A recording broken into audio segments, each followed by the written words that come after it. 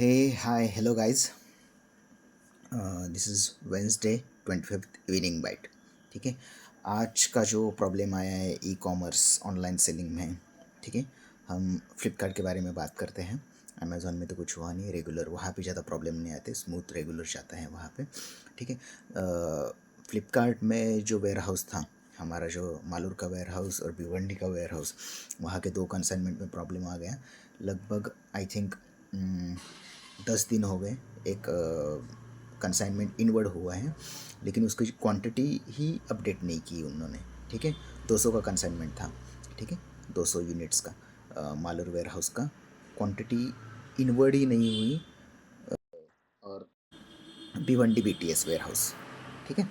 तो एक same thing with the Bhiwandi BTS warehouse, उसमें भी 200 यूनिट हमने भेजे थे. हमने 200 यूनिट क्यों भेजे कि हमको पहले ही ऐसा एक्सपीरियंस आया था कि कंसाइनमेंट में प्रॉब्लम होती है. कंसाइनमेंट पूरी की पूरी गायब हो जाती है. मीन्स हमने भेजा वहाँ पे और मिली ही नहीं कंसाइनमेंट उन लोगों को. ठीक है. एक्सप्रेस बीस या फिर ई कार्ट के लोग ले जाते हैं और वहाँ पे रिसीव ही नहीं होती वेयर हाउस में, भिवंडी या फिर मालूर में. ठीक है. 3-3 हज़ार 4-4 हज़ार यूनिट्स की हम वेयर हाउस में भेजते हैं और गायब हो जाती है बीच में, ट्रक से ही गायब पूरी. और कैसा होता है फिर वो डॉकेट देते हैं. एक डॉकेट मीन्स क्या रहता है, एक पेज रहता है, उसके ऊपर बारकोड रहता है और कितने यूनिट यहाँ से गए और ये सब कुछ वहाँ पे उसमें मेंशन रहता है. फिर फ्लिपकार्ट वाले वो मंगाते हैं, आप डॉकेट का कॉपी हमको दे दो, फ़ोटो निकाल के हम देते हैं. लेकिन वो डॉकेट के ऊपर अगर ई कार्ट का या फिर एक्सप्रेस बी का स्टैंप नहीं है तो फ्लिपकार्ट एंटरटेन ही नहीं करता. आपकी जो कंप्लेंट है वो ज़रा भी एंटरटेन नहीं करता, आगे पुट फॉरवर्ड ही नहीं करता वेयर हाउस को कि ये कंप्लेंट आई है. ठीक है. जो कस्टमर सर्विस के जो लोग हैं वो हाईलाइट ही नहीं करते. वो वहाँ के वहाँ ही टिकट क्लोज़ हो जाता है अगर आप डॉकेट नहीं दोगे तो. डॉकेट दोगे लेकिन उसके ऊपर स्टैंप नहीं होगा तो आपकी कंप्लेंट रजिस्टर भी नहीं होगी फ्लिपकार्ट में. ठीक है. तो ऐसा है. तो जब भी कभी आप वेयर हाउस को कोई प्रोडक्ट भेजेंगे, ठीक है, आपको कंपलसरी जो वो डॉकेट देते हैं उसके ऊपर स्टैम्प चाहिए. Ekart, Xpressbees, Safexpress, Om logistic, कोई किसी का भी हो. ठीक है. अगर वो स्टैम्प नहीं दे रहा तो उसको ऐसे हाथ जोड़ने का, नहीं भेजने का हमको, आप जाओ. ठीक है. कल आओ. स्टैम्प नहीं होगा फिर भी कल भी हाथ जोड़ने का मत आओ. स्टैम्प होगा तो ही आने का. ठीक है. ऐसा है. तो इस बार दो कंसाइन और ज़्यादा हमारा एक्सपीरियंस था कि हम 3-3 4-4 हज़ार यूनिट्स भेज देते. ठीक है. लेकिन आई थिंक पिछले जैन को और एक अक्टूबर को और जैन को ऐसा प्रॉब्लम आया है कि पूरी की पूरी कंसाइनमेंट वैनिश हो जाती है. किसी को कोई परवाह नहीं पड़ती. आप कुछ भी करो, कितना भी हाथ पाँव मारो. ठीक है. किसी को भी टैग करो ट्विटर पे, कहीं पे भी, लिंक्डइन पे, कुछ भी करो, पूरा का पूरा लॉस हो जाता है वो सब कुछ. ठीक है. तो 200 का जो है स्प्लिट वाले में नहीं जाने का, 500 के ऊपर का जो है ना यूनिट्स भेजने के, उसमें नहीं जाने का. 200 यूनिट्स हमको भेजने के, भले ही आपको 10 कंसाइनमेंट बनाने पड़े लेकिन 200 यूनिट ही भेजो एक टाइम पे आप. ठीक है. तो possibility of the chances of getting loss is getting reduced. ठीक है. अगर एक ही कंसाइनमेंट वैनिश हो गई तो आपके 400 के 4,000 से 4,000 यूनिट गायब हो जाते. ठीक है. तो 200 यूनिट्स वाले जो कंसाइनमेंट है वो बनाइए. ठीक है. इसमें अभी एक रहता है, आप डॉकेट का कॉपी भेजा, हम जो स्टैम्प्ड कॉपी रहता है वो भेजा, अभी वो वहाँ पे फॉरवर्ड करेंगे. मिस इसको बहुत ही टाइम जाता है. कभी कभार वो सॉल्व ही नहीं होता. जो वेयर हाउस रिलेटेड जो लेस क्वांटिटी इनवर्ड या फिर स्टेटस अपडेट के बारे में, वेयर हाउस के स्टेटस के अपडेट के बारे में जो टिकट्स हैं वो विदाउट रिजोल्यूशन क्लोज कर दिए जाते हैं और इसमें आप कुछ भी नहीं कर सकते. आप बोलेंगे कि टिकट रेज करो, टिकट का कोई जवाब नहीं आता. 10-10, 15-15 दिन, 1-1, 2-2, 3-3 महीना, कुछ नहीं. कुछ भी करो. आप बोलेंगे कि अमेज़ॉन के मैनेजर को कॉल करो और उसको बताओ. अमेज़ॉन के मैनेजर को कुछ नहीं, मिस उसका तो से ही नहीं है उसमें, वो खाली हाईलाइट कर सकता है, ईमेल कर सकता है, उसका भी कोई नहीं सुनता. अभी हमने पिछली बार क्या किया, तो जो कैटेगरी मैनेजर था फ्लिपकार्ट का, जो पूरे जो कैटेगरी, हमारे जो कैटेगरी है, वो कैटेगरी मैनेजर जो भोपाल में बैठता है, ठीक है, उसको हमने बोला कि भाई इसमें कुछ तो कर, वो भी इन्वॉल्व हो गया। 1 महीना उसने मेलबाजी की, लेकिन कोई फ़ायदा नहीं हुआ। ठीक है। जो वेयर हाउस के रिलेटेड प्रॉब्लम है उसमें ये होता ही है। तो लेस क्वांटिटी के कंसाइनमेंट बनाओ और उसको भेजो। अगर गया तो गया 200 गए, ऐसे हम बोल सकते हैं, इंस्टेड ऑफ 3000 और 4000 यूनिट्स जाने के बजाय। ठीक है।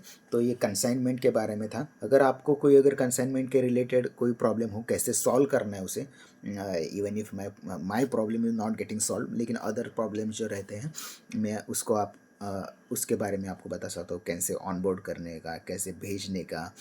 ठीक है। प्रोडक्ट या फिर कैसे पैकिंग करने का, पैकिंग का बहुत इंपॉर्टेंट है, नहीं तो ऐसे ही पैक करके भेजो, वहाँ पे जाते जाते ऐसे ऐसे खुलखुले हो जाएंगे।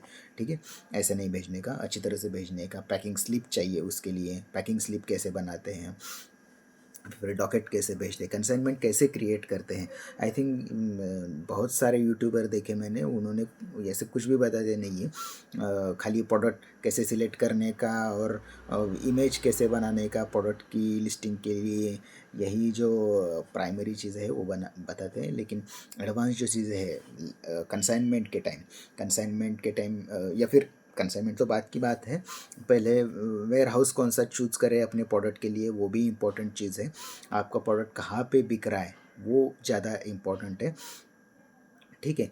तो उसके हिसाब से आप उस जगह पे वेयर हाउस ले सकते हो। अभी हरियाणा का जो वेयर हाउस है, बहुत ही डिफ़िकल्ट, बहुत ही difficult to get the GST of Haryana state. हमने हमारा एक और एक हम मेरा एक जो फ्रेंड है, उसका भी मैं अकाउंट देखता हूँ। तो उसका जो है, हम 4 महीने से ट्राई कर रहे हैं। कितना, 4 महीने जीएसटी लेने का हरियाणा का, हर बार रिजेक्ट हो रहा है। हम परेशान हो गए, हमने अभी छोड़ दिया, नहीं लेने का अभी भाई तेरा। हरियाणा के आसपास जयपुर या फिर दिल्ली या फिर उत्तर प्रदेश में कहीं पे अगर फ्लिपकार्ट खोलता है उसका वेयर हाउस, तो हम वहाँ पे ले लेंगे। ठीक है। फिर वो नॉर्थ उसका वो जो उसका है वो जो नॉर्थ कवर हो जाएगा। ठीक है। बहुत ही प्रॉब्लम देते हैं, 4 4 महीना कुछ नहीं देते। और एपीओ भी ऐड कराने जाओ, एडिशनल प्लेस ऑफ बिजनेस, जो जो हम वहाँ पे एक वर्चुअल प्लेस ऑफ बिजनेस लेते हैं। ठीक है। और उसके हिसाब से हमको जीएसटी एपीओ भी, या फिर जो वेयर हाउस है, वेयर हाउस का एपीओ भी वो करते ही नहीं है वो। हरियाणा का क्या प्रॉब्लम है वहाँ के स्टेट को ना, कुछ समझ में नहीं आता है, इनको ग्रो ही नहीं करने का। ठीक है। हरियाणा के स्टेट को, तो इस वजह से हरियाणा का बहुत प्रॉब्लम होता है। Karnataka gets very smooth, Mumbai का तो कोई प्रॉब्लम ही नहीं है, एकदम मक्खन की जैसे वो दे देते। ठीक है। ऐसा है। तो ये रहा वेयर हाउस के बारे में। अगर आपको कोई भी प्रॉब्लम आता है तो मुझे कमेंट में लिखिए, मैं कमेंट पढ़ूंगा आपका, और नेक्स्ट कल के वीडियो में उसका आंसर देने की मैं कोशिश करूंगा। ठीक है। दूसरा जो है हमारा जो पोर्टल है वो है अमेज़ॉन। उसके ऊपर आज स्मूथ गया सब कुछ, कोई प्रॉब्लम नहीं हुआ। लेकिन जो फ्लिपकार्ट का है वो I think up to 11 o'clock वो ग्लिच था, उनका टेक्निकल अपडेशन चल रहा था, इसलिए ऑर्डर का फ्लो तो 50% डाउन हो गया था, बाद में रिकवर हुआ। लेकिन दिन के स्टार्टिंग में ही अगर आपका ऑर्डर 50% रिड्यूस होता है तो बाद में उसको कैचअप करना बहुत डिफ़िकल्ट हो जाता है। एक बात मैं आपको बताता हूँ, आप ऐसा बहुत बार ऑब्ज़र्व करेंगे कि सपोज़ आपको दिन के 5,000 ऑर्डर 5,000 ऑर्डर नहीं, 5,000 रुपये के ऑर्डर आते हैं, ऐसे ऐसे हम कंसिडर करते हैं as a use case scenario. ठीक है। 5,000 के ऑर्डर आते हैं और आपको शाम के 6 बजे तक खाली 1,000 के ऑर्डर आए हैं, तो आप बोलेंगे अभी क्या यार, 4 5 घंटे ही रह गए, 5 घंटे रह गए, और 11 10 11 बजे तो लोग सोने को जाएंगे, अभी क्या ऑर्डर आएंगे, 4,000 का तो लॉस हो गया। इन जनरल मेरा एवरेज है कि 5,000 के ऑर्डर आते हैं, और आज 1,000 के ऑर्डर शाम को 6 बजे तक आ गए। लेकिन ऐसा नहीं होता। फ्लिपकार्ट ने इसे वहाँ उनके एल्गोरिदम में ऐसा कर दिया है कि अगर इस सेलर को इस टायर के हिसाब से, सपोज़ ब्रॉन्ज और सिल्वर और गोल्ड के हिसाब से, जितना सपोज़ 5,000 के इसके ऑर्डर आते हैं, इवन इफ अगर उसको 6 बजे तक 1,000 के ऑर्डर आते हैं और उसको खाली 2-3 ही घंटे बच गए 24 घंटे कंप्लीट होने को, नेक्स्ट डे आने को, तो भी उस टाइम में 1-2 घंटे में ही वो 4,000 कवर कर देगा। मीन्स आप ऐसा बोल सकते हैं कि 20 घंटे में तुमने मुझे 1,000 के ऑर्डर दिए और बच गए जो रात के 3-4 घंटे हैं, उसमें तुमने मुझे 4,000 के ऑर्डर दे दिए। ऐसा करते हैं ये लोग। और मोस्ट ऑफ द टाइम मैंने ऐसा देखा है कि वो जो उनका जो स्लैब है टीयर के हिसाब से या फिर सेलर स्कोर के हिसाब से या फिर प्रोडक्ट की क्वालिटी के हिसाब से वो जो स्लैब है वो मेंटेन करते हैं, उसको 5,000 के ही ऑर्डर आएंगे। मीन्स आप इमेजिन कर सकते हो कि मैंने तो इतना ऑब्जर्व किया है कि अगर आपको सपोज 4,800 के आपकी एवरेज स्केल है पिछले 4 दिनों से, तो 5वें दिन आपको 4,810 रुपये, 4,790 रुपये ऐसा ही आएगा। ऐसा नहीं होगा कि डायरेक्टली 4,000 आ गए या फिर 5,800 आ गया। वो एग्जैक्टली मैच करने की कोशिश करते हैं अपने एल्गोरिदम से, हमारी विजिबिलिटी बढ़ाते हैं या फिर विजिबिलिटी कम कर देते हैं। एक बार से ऐसा भी हो सकता है कि सुबह सुबह 9 बजे तक ही आपको जो आपको 5,000 का एवरेज है वो 4,000 के ऑर्डर आ गए। पूरे दिन भर आपको ऑर्डर ही नहीं आएंगे, समझो कि खुले बैठे ऐसे ऑर्डर ही नहीं आएंगे। शाम को फिर 1-2 ऑर्डर, 2-3-4 ऑर्डर आ गए और उसके हिसाब से आपका 1,000 वो कंप्लीट हो गया और एवरेज आपका 5,000 का कंप्लीट हो गया। ऐसा रहता है। तो ठीक है, ऐसा मैंने इतने सालों से यही ऑब्ज़र्व किया है मैंने कि उनका जो GME ग्रॉस मार्केट वैल्यू जो रहता है, ग्रॉस मर्चेंडाइज या फिर ग्रॉस मार्केट वैल्यू दोनों इंटरचेंज है, तो वो जो है वो GMV वो मेंटेन करने की वो कोशिश करते हैं। वो कैसे मेंटेन करते हैं? आपका टीयर कैसा है वो मायने करता है। आपका जो सेलर स्कोर है वो मायने करता है। फिर आपकी जो अभी की जो लाइव लिस्टिंग है उसमें प्रोडक्ट का जो रेटिंग है वो लाइव करता है। देखिए ये 3 चीज़ें बहुत मायने करती है। फ्लिपकार्ट ऐसे कभी up down up down up down ऐसे नहीं करता, इवन अमेज़ॉन भी अप डाउन नहीं करता। अगर आप अच्छा सेलर स्कोर, प्रोडक्ट रेटिंग और आपका जो टियर है वो मेंटेन करोगे तो ठीक है। अभी वो टियर कैसे इम्प्रूव करने का, आई थिंक फ्लिपकार्ट की जो पॉलिसी है अभी, जो कोई भी नया सेलर रहेगा वो डायरेक्टली सिल्वर में ही डायरेक्टली आ जाएगा। ठीक है, फिर सिल्वर से गोल्ड को जाने को बहुत मगजमारी करनी पड़ती है। जो ऐसा अपहिल है, इतने सारे ऑर्डर आने के और 90 लाख का रखा है उन्होंने, तो दोनों के बीच में डिफरेंस बहुत सारा है। ठीक है, तो आपको ये देखना पड़ेगा कि जल्दी से जल्दी कैसे गोल्ड में जाए और आपका टियर बढ़ाए। अभी बहुत सारे यूट्यूबर हैं ना, वो बोलते हैं, means so called e commerce गुरु, वो बोलते हैं कि पहले लॉस में बेचो प्रोडक्ट। ठीक है, ऐसा कभी भी नहीं करने का। ये आपका नुक्कड़ का दुकान नहीं है जहाँ पे आप बोला कि ये गिराई को मुझे पकड़ने का है, इसलिए इस बार इसको सस्ता बेचो, अगली बार ये इसके बच्चों को लेके आएगा तब मैं इसको काटूंगा। ऐसा इसमें नहीं रहता। ई कॉमर्स में यही है कि जो भी सस्ता दिखेगा वहाँ पे लोग बाय करेंगे। यहाँ पे कोई लॉयल नहीं है। ठीक है, यहाँ पे कोई लॉयल नहीं है। आपके साइट पे दिखा सस्ता प्रोडक्ट, वहाँ से ले लिया। आपके साइट पे नहीं देखा, अमेज़ॉन पे गए, सस्ता ले लिया। ठीक है, वहाँ पे नहीं देखा, वो चीशो पे जंप मारेंगे, वो चीशो से ले लेंगे डुप्लीकेट प्रोडक्ट, लेकिन आपका नहीं बाई करेंगे। ठीक है, ऐसा रहता है। तो यहाँ पे लॉयल्टी का कोई सवाल नहीं है। यहाँ पे आपका प्रोडक्ट का क्वालिटी मेंटेन करो, फर्स्ट पेज के ऊपर फर्स्ट 2-3 में आपका प्रोडक्ट रैंक करो, आपका अच्छी तरह से बिकेगा। महंगा प्रोडक्ट बेचो। ठीक है, आप अगर सस्ते प्रोडक्ट लाते हो चोर बाज़ार से या फिर सदर बाज़ार से, सस्ते प्रोडक्ट मत बेचो, सस्ते में मत बेचो। ठीक है, आप बोलेंगे कि मैं पहले एक काम करता हूँ, 10 लाख का बर्न करता हूँ। मैं 10 लाख चलो दे दिया, एक बार गोल्ड में आ गए तो मेरा बहुत सारा सेल बढ़ेगा, ऐसा कभी भी नहीं होता। ठीक है, गोल्ड में आ गए आप और प्रोडक्ट की प्राइस आप बढ़ाएंगे, मीन्स पहले कम करेंगे। सपोज एक यूज़ केस लेते हैं, आप प्रोडक्ट की प्राइस अभी रखें 200 रुपये। ठीक है, बहुत सारे ऑर्डर आने लगे आपके, बहुत सारे तूफान ऑर्डर, 90 लाख आपके, 90 लाख आपने बेच दिया। ठीक है, एक बार आप गोल्ड टियर में आ गए, आपने प्रोडक्ट का प्राइस किया 400 रुपये। ठीक है, एक भी ऑर्डर नहीं आएगा आपको। एक भी ऑर्डर नहीं है, टीयर का सवाल ही नहीं पैदा होता यहाँ पे, ठीक है।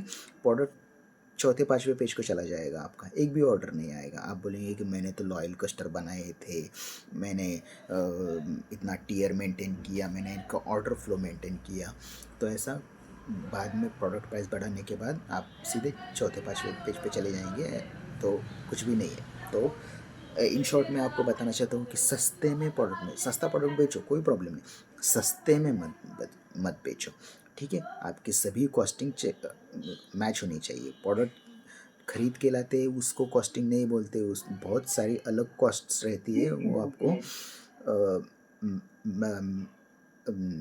You suppose to be taken into consideration, ठीक है।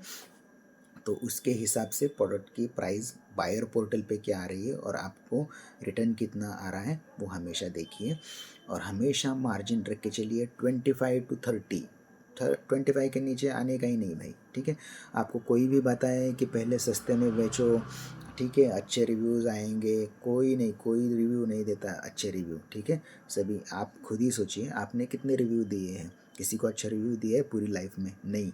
आपको कोई प्रोडक्ट लिया और वो उसका प्रॉब्लम आ गया तो ही आप रिव्यू में जाके उसको गालियाँ देते हो, ठीक है। कोई भी अच्छा रिव्यू नहीं देता, तो रिव्यू का कैसे करें वो हम बाद में बताएंगे, ठीक है। तो ये आप समझ के चलिए कि सस्ते में प्रोडक्ट नहीं बेचने का, ठीक है। ऑर्डर लाने के लिए ऐसा नहीं सोचने का कि अभी मैं बेचता हूँ, ग्राहक को लेता हूँ, वो लॉयल कस्टमर बन गए, कुछ लॉयल नहीं है। और रिपीट कस्टमर, ठीक है। यहाँ पे ई कॉमर्स गुरु जो रहते हैं वो बहुत सारे ढींगे मारते हैं कि रिपीट कस्टमर हमारे इतने, रिपीट कस्टमर उसके उतने हैं।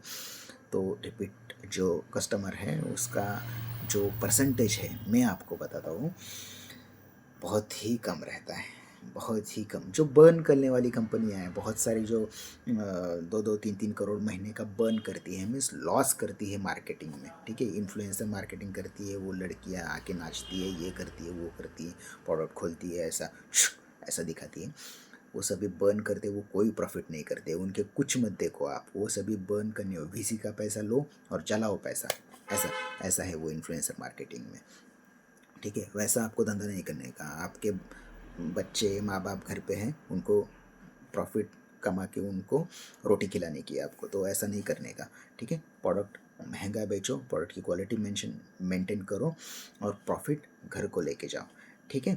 और प्रोडक्ट के ऊपर बर्न मत करो, ठीक है। कुछ भी करो पहले दिन से बर्न नहीं करने का, बंद नहीं करने का।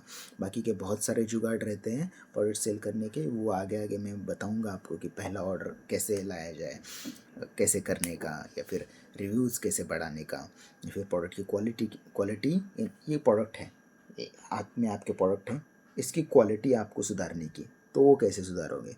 लिस्टिंग की क्वालिटी अलग है, प्रोडक्ट की क्वालिटी, ठीक है। प्रोडक्ट की क्वालिटी कैसे सुधारेंगे बाद में, लिस्टिंग की क्वालिटी, ठीक है।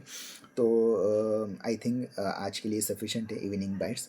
मुझे बताइए कि आपका एक्सपीरियंस कैसा था मेरा वीडियो देखने के बारे में, कोई इम्प्रूवमेंट चाहिए मेरे से इन केस ऑफ वॉइस और वीडियो क्वालिटी, और कंटेंट के बारे में भी, या फिर आपके कोई क्वेरी रहेगी तो आप मुझे पूछ सकते हैं, मैं I will try my best to give you proper answer to it, ठीक है।